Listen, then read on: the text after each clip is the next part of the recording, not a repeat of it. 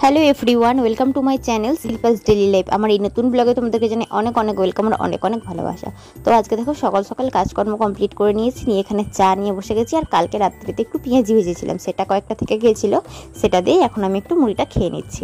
তো আজকে দেখো রান্না করেছি এখানে মুগ ডাল আর একটু আলু ভাজা করেছি, কারণ কি ইদানিং আমি মুগ ডাল আলু ভাজাটা দিয়ে বেশ ভালো ভাত খেতে পারছি, সেই কারণে। আর এদিকে একটু ডিমের কারি বানিয়েছি, আর ঢেঁড়স দিয়ে চিংড়ি মাছ দিয়ে তরকারি আর করলা ভাজা। এই হচ্ছে আজকে আমার রান্নাবান্না।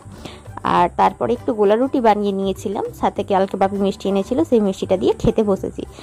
এখানে আমার জায়ের ছেলেরা ছিল, তাদেরকে জিজ্ঞাসা করছি যে এটাকে কি বলে বলতো। ওরা বলছে জালি পিঠে বলে। আসলে ময়দা দিয়ে বানানো হয়, সরু চাকলি, চালের গুঁড়ি দিয়ে সরু চাকলি বানানো হয়।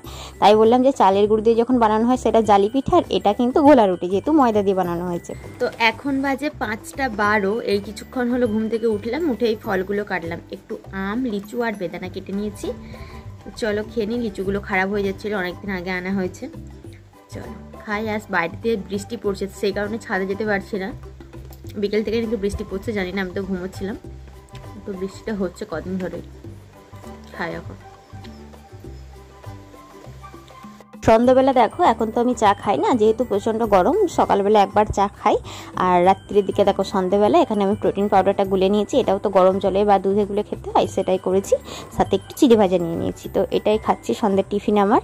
তারপরে কিন্তু আমার খিদে পেয়ে যায়, বাট কি খাবো খুঁজে পাই না, তাই কারণ আমাকে বানিয়ে খেতে হবে, সেই কারণে আর বানাই না।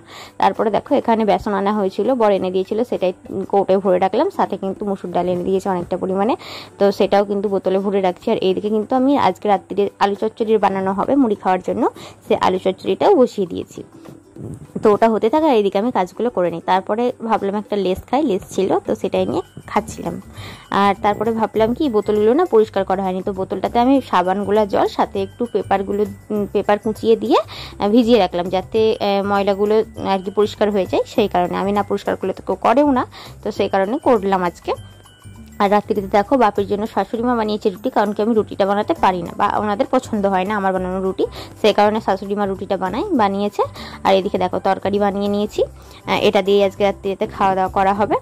চলো আজকের মতো ভিডিওটা আমি এখানে শেষ করলাম। কেমন লাগলো জানিও, যদি ভালো লেগে থাকে লাইক করো, কমেন্ট করো, আর চ্যানেলটিকে সাবস্ক্রাইব করে আমার পাশে থেকো।